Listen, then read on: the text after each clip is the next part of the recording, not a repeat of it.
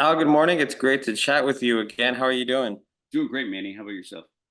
Pretty good. Coming off of a week-long trip at CinemaCon. Oh, So cool. yeah, I actually interviewed one of your co-stars now, Jaime, on on the Caesar's Palace hallway He yesterday. is like the most charming man alive, and we're very Yes, lucky to have him on Lopez versus Lopez. Yeah.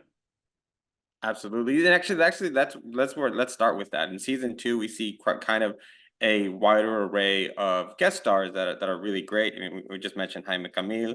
You guys have an episode coming up with Marshawn Lynch, and then you guys have Diana Rivas, who was just Diana Maria Rivas was just on this week still.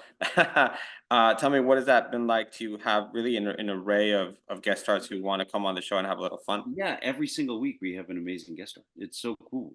And the show has allowed for guest stars. The show has allowed for so many hilarious moments and silliness, but then also combines a bunch of real life heart that's not manufactured. It's a real life relationship between a father and daughter. Can Speaking of that, I think that one of the things that I've been enjoying, especially with your transition from one and two, is how you've been able to take very serious topics and really break it down to a comedic way to maybe be able to even affect audiences in a way to start a conversation. Specifically, I think like George's character's alcoholism problem and how that's how kind of transitioning into kind of recovery, and we see kind of a little bit of fun with it in the Raiders episode coming up, and then some of them before on how he's kind of struggling, but it's kind of a lighter tone. Well, how's that been to you for you to see that? It's a throwback to what sitcoms used to be. You know, when you watch Sanford and Son, when you watch, All in the Family with Archie Bunker, I think about that last scene when they closed out the show with what Ethel and Archie in bed together. You know, it's having heartwarming, sincere moments.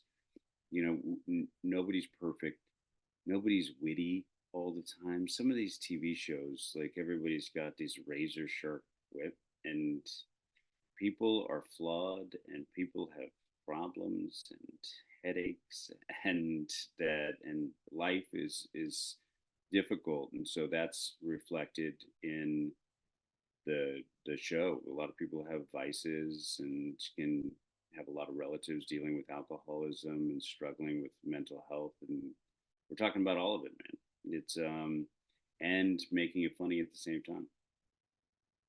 Yeah, it's a joy to watch, and I think that's what's been connecting with crowds is that, like you said, classic sitcom feel.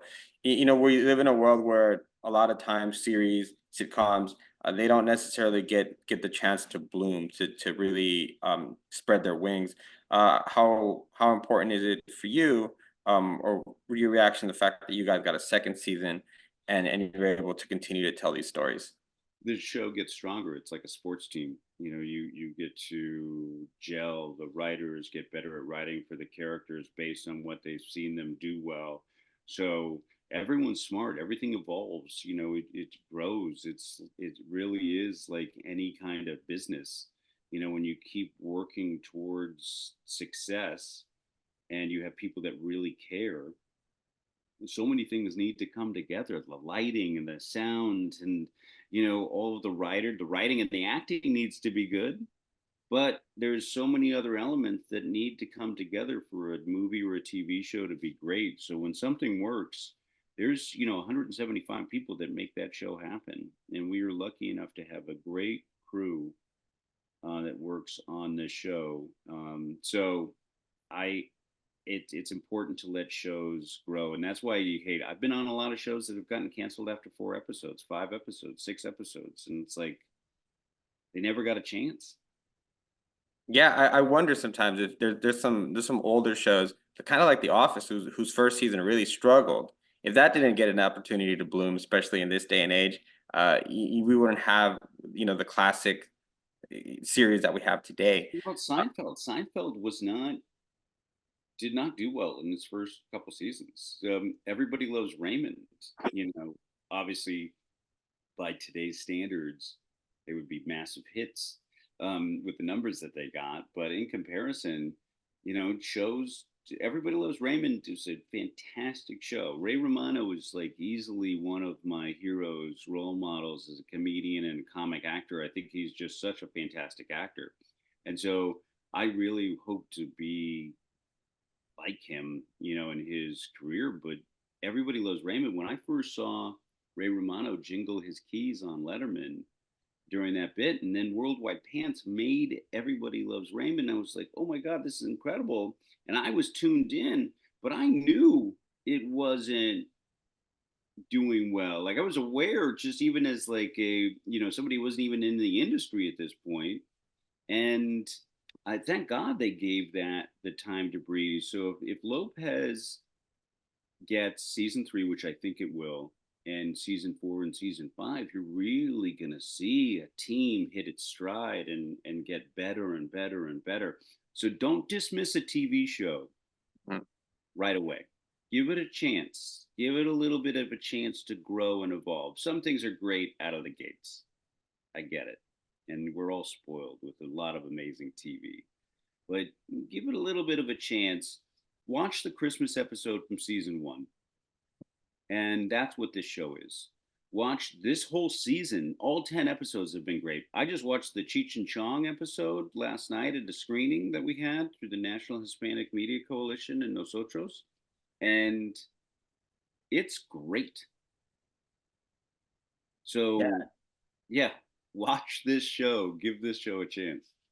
Yeah, I 100% agree with you. I'm always preaching the show. It's just very well balanced, great comedy, great cast, and it's always a good time. Very very quickly, I gotta wrap up.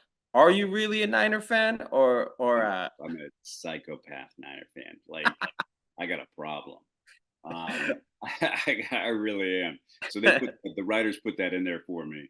that's Marshawn fun? Lynch, when he was on the show, did not like it, and he comes up to me, he goes, "Hey, let me tackle you, bro," and I go, "No, I'm not gonna let. He's 30 years old. He's still huge." I go, "There's no way you get to tackle him." That's hilarious. Al, as always, thank you so much for your time. It's always a pleasure to chat with you, and hopefully we get the chance to do it again. Yeah, thanks, Manny. Take care. Have a great Take day. care.